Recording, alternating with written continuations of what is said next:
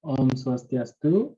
Kami dari kelompok 5 akan mempresentasikan materi tentang manajemen sebagai ilmu dan seni, manajemen dan manajer. Sebelum mulai presentasi, saya akan perkenalkan nama kelompok.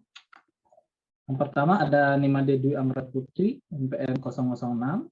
Kemudian ada Nikade Anadela Puspita, NPM 067. Kemudian ada Nido Putu Junianti, NPM 278. Dan saya, Kadek Dwi Sodina Kusuma, NPM 634. Baiklah, materi yang pertama akan dibawakan oleh teman saya.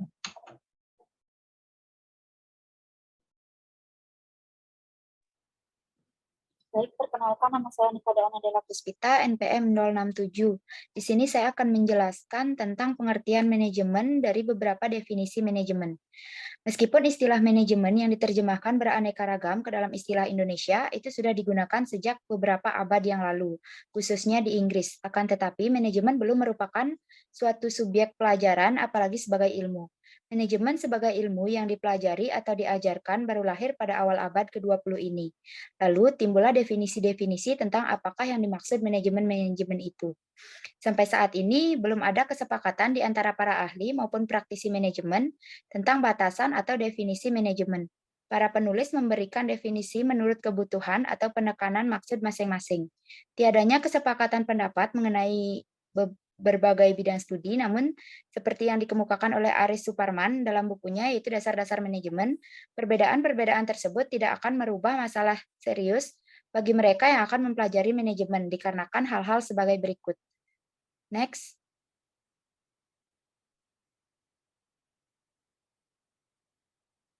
Yang pertama yaitu sekalipun terdapat banyak definisi, namun sebagian besar umumnya menunjukkan dasar yang hampir sama. Yang kedua, di dalam mempelajari manajemen perlu diketahui bagaimana manajemen didefinisikan. Namun tidak ada keharusan bagi seseorang untuk sepenuhnya mengikuti atau menyetujui definisi tersebut. Yang ketiga yaitu apabila untuk mempelajari ataupun mendalami manajemen dipersyaratkan agar supaya menunggu, yaitu sampai adanya definisi tunggal yang berlaku umum untuk manajemen. Maka kita tidak akan pernah mulai karena sulit untuk diperoleh definisi yang bersifat universal. Next.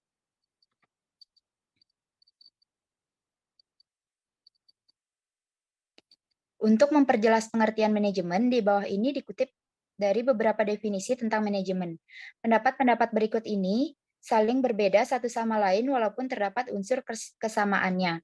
Dari perbedaan-perbedaan pendapat yang disebabkan karena perbedaan dalam meletakkan titik berat sudut pandangnya, serta kesamaan-kesamaan itu diharapkan dapat diperoleh pandangan yang lebih jelas dan menyeluruh tentang manajemen ini.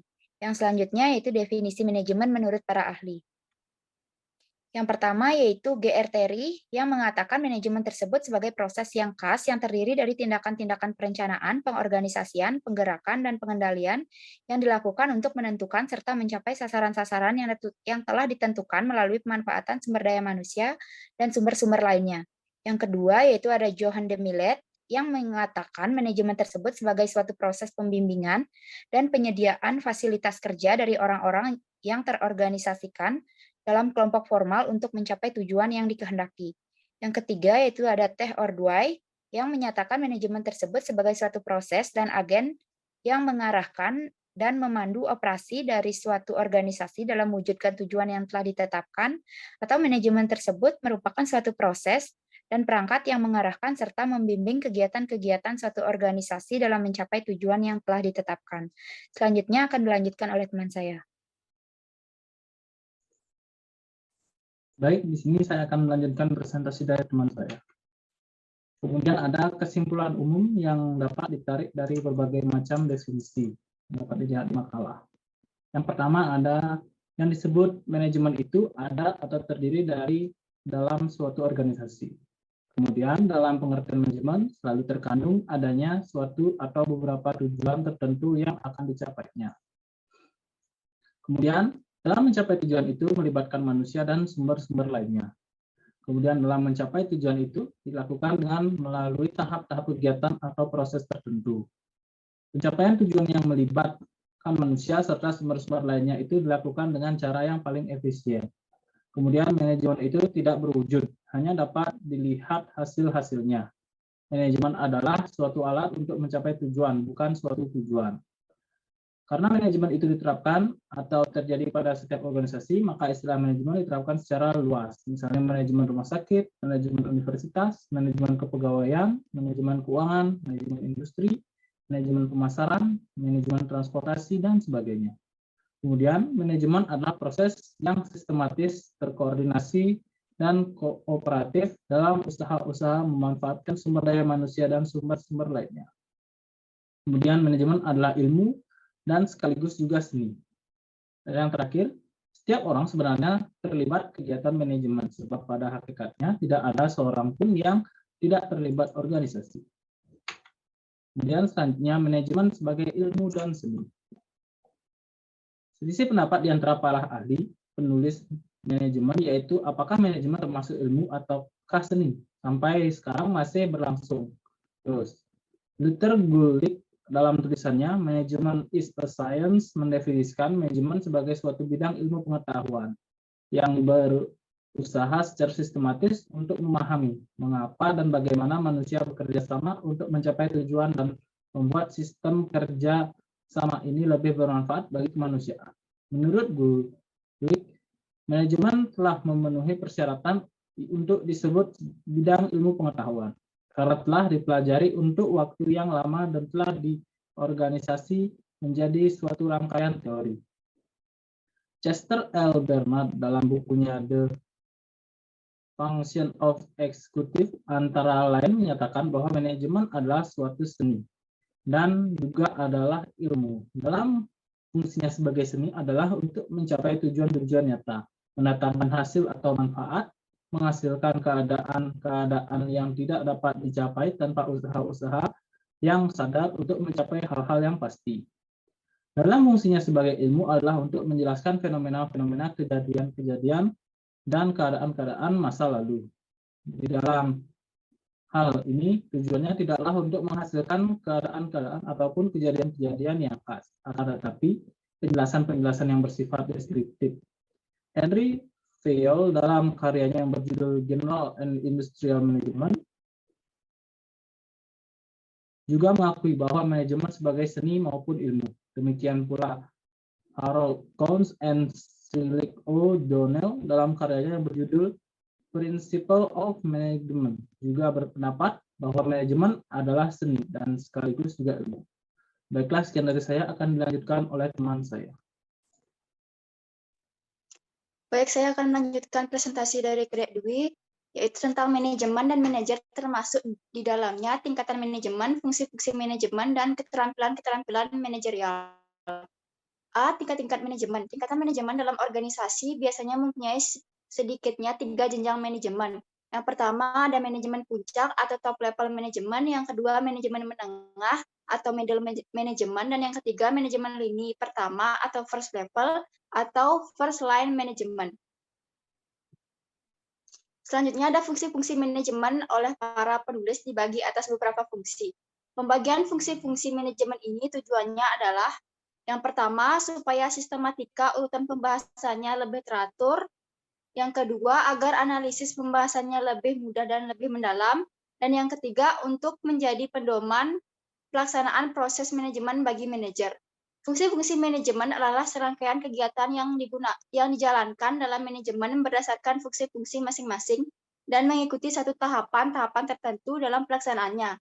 Fungsi-fungsi manajemen sebagaimana yang diterangkan oleh Nagel dan McHugh tahun 1997 terdiri dari 4 fungsi, yaitu perencanaan, pengorganisasian, pengimplementasian, dan pengendalian. Selanjutnya, banyak hal yang berbeda pandangan mengenai fungsi manajemen, akan tetapi esensi tetap sama, bahwa satu manajemen terdiri dari berbagai proses yang terdiri dari tahapan-tahapan tertentu yang berfungsi untuk mencapai tujuan organisasi, dan yang terakhir, setiap tahapan memiliki keterkaitan satu sama lain dalam pencapaian tujuan organisasi. Selanjutnya akan dilanjutkan oleh Junianti. Terima kasih. Baik, di sini saya akan melanjutkan presentasi dari teman saya. yaitu C. Keterampilan manajerial. Keterampilan atau skill merupakan kemampuan untuk menerjemahkan pengetahuan ke dalam praktek sehingga tercapai hasil kerja yang diinginkan. Berbagai fungsi dan kegiatan manajerial yang diperlukan dalam mengelola organisasi membutuhkan banyak keterampilan. Keterampilan yang paling penting adalah keterampilan yang memungkinkan manajer bisa membantu orang lain menjadi lebih produktif di tempat kerja. Robert L. Katz menggolongkan keterampilan manajerial menjadi 3 kategori sebagai berikut. 1, yaitu keterampilan kemanusiaan atau human skill.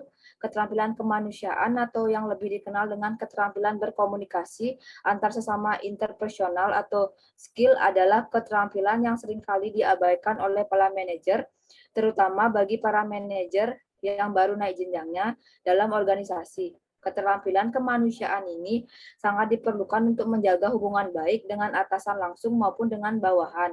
Dengan komunikasi yang persuasif akan membuat bawahan merasa dihargai dan mereka akan bekerja lebih baik dan bersikap lebih terbuka kepada atasannya. Keterampilan berkomunikasi ini diperlukan baik pada tingkatan manajemen atas, menengah maupun bawah. Yang kedua ada keterampilan teknis atau technical skill. Keterampilan ini merupakan bekal bagi para manajer pada tingkat yang lebih rendah. Keterampilan teknis ini merupakan kemampuan untuk menjalankan suatu pekerjaan tertentu, misalnya memperbaiki mesin, membuat kursi, membuat jadwal kerja, dan keterampilan teknis lainnya. Dan yang ketiga ada keterampilan konseptual atau conceptual skill. Kemampuan untuk merinci permasalahan menjadi beberapa bagian yang lebih spesifik sehingga dapat dilihat kaitannya antara masing-masing bagian tersebut, serta mengetahui dampak dari setiap permasalahan bagi orang lain. Sebagai tambahan keterampilan yang harus pula dimiliki oleh para manajer adalah sebagai berikut. Yang keempat ada keterampilan motivasi atau motivation skill. Kemampuan untuk memberikan dorongan kepada orang lain agar mereka dapat melakukan sesuatu sesuai dengan yang diperintahkan tanpa mereka rasakan secara langsung, karena lebih diberikan sesuatu motivasi atau dorongan berupa rangsangan-rangsangan untuk menggairahkan dan menyemangati melakukan pekerjaan. Yang kelima ada keterampilan teknologi informasi. Keterampilan yang dalam hal ini penguasaan mengelola informasi melalui teknologi seperti keterampilan mengoperasikan komputer. Kecakapan manajerial adalah suatu keterampilan atau karakteristik personal yang membantu tercapainya kinerja yang tinggi dalam tugas manajemen. Beberapa kompetensi personal yang diperlukan bagi keberhasilan manajerial sebagai berikut. Yang pertama ada leadership, yang kedua ada self-objective, yang ketiga ada analytic thinking, yang keempat ada behavior flexibility, yang kelima ada oral communication, yang keenam ada wide communication, yang ketujuh ada personal impacts, yang ke-8 ada resistant to stress, yang ke-9 ada tolerant for uncertainty. Kesimpulan, dari berbagai definisi manajemen, menurut beberapa para ahli dapat disimpulkan bahwa secara umum manajemen adalah suatu proses untuk mencapai tujuan yang telah ditetapkan terlebih dahulu melalui kerjasama dengan lebih dari satu orang. Manajemen dapat juga dipandang sebagai seni untuk melakukan pekerjaan melalui orang lain atau the art of getting down through people. Definisi ini mengandung arti bahwa seseorang manajer dalam mencapai tujuan organisasi melibatkan orang lain untuk melaksanakan berbagai tugas yang telah diatur oleh manajer. Oleh karena itu, keterampilan yang dimiliki oleh seseorang manajer perlu dikembangkan baik melalui pengkajian maupun pelatihan. Karena manajemen dipandang sebagai seni, maka seseorang manajer perlu mengetahui dan menguasai seni memimpin yang berkaitan erat dengan gaya kepemimpinan yang tepat dan dapat diterapkan dalam berbagai situasi dan kondisi. Selain itu,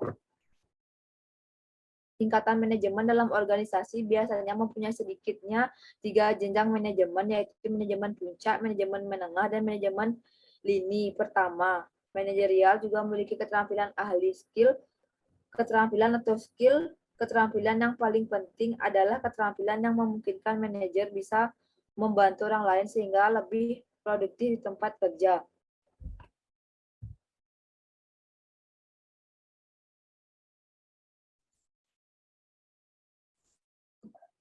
Baik, sekian presentasi dari kelompok kami. Mohon maaf apabila ada salah kata atau perbuatan yang tidak mengenakan. Kami tutup dengan para Santi. Om Santi Santi Santi Om.